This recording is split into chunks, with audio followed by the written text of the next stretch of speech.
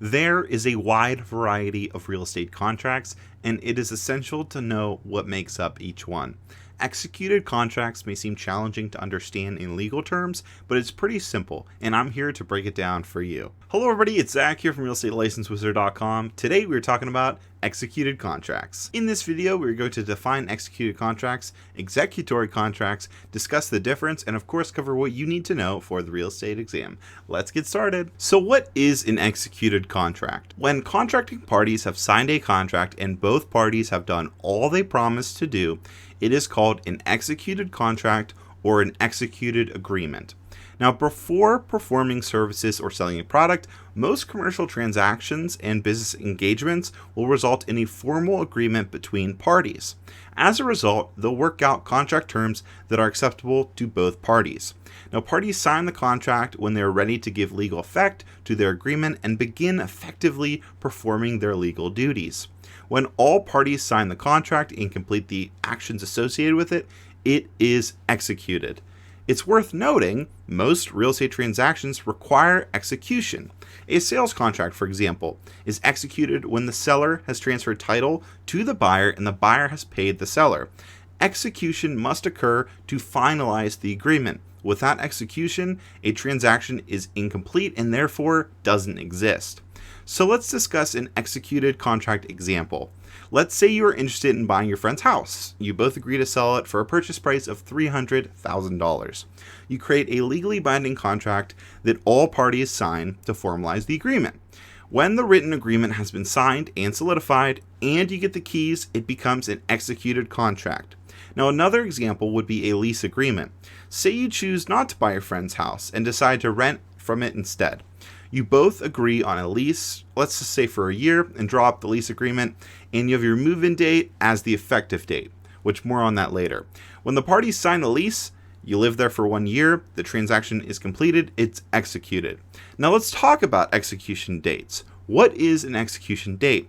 Well, the execution date or date executed is the day the contract is signed. Now the effective date is the day the contract goes into effect. Both dates can be found in a contract. In many instances, the execution and the effective dates are the same. However, that is not always the case. For example, you might sign a lease today to move into an apartment, but you won't be able to move in until the following week. The execution date might be today, but the effective date will be when you move into your brand new home. When you purchase a house, however, many times the execution date and effective date are the same. Passing the papers or closing occurs when the transaction is completed. More often than not, if you purchase a house and execute the contract that day, you'll receive the keys to the home and the contract is effective in that instance. Now we have to talk about executory contracts. An executory contract is a contract in which the terms are set but will be fully completed later. Examples are real estate deeds, development contracts, car leases, rental leases, and other executory contracts. Now, both parties involved in an executory contract have responsibilities to fulfill until the contract is fully executed. An executory contract must be written and signed by all parties involved in the transaction for it to be valid. Now, a great example of an executory contract would be any normal apartment lease. If you enter into a lease, you are promising to pay rent for an amount of time. The contract is executory until the term expires.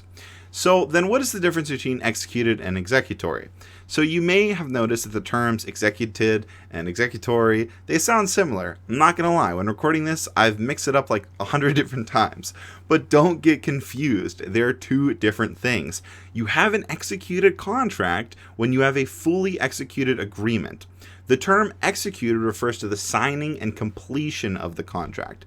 Now, the term executory refers to the potential for completion of the contract or a contract in progress. Now, people often make the mistake thinking all sales contracts are executed when everybody signs it and it's come to an agreement.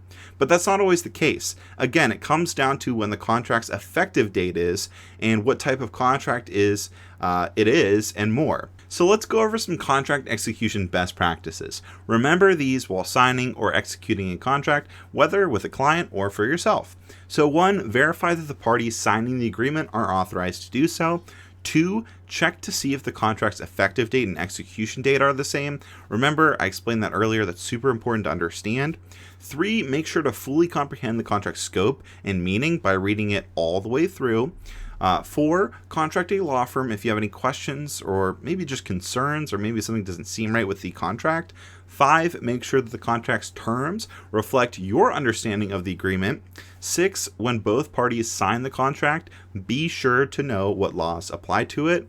And then 7, by ensuring that all these align with the others, you will have a fully executed contract. And of course, be mindful of the legal obligations involved and any legal forms that you may need.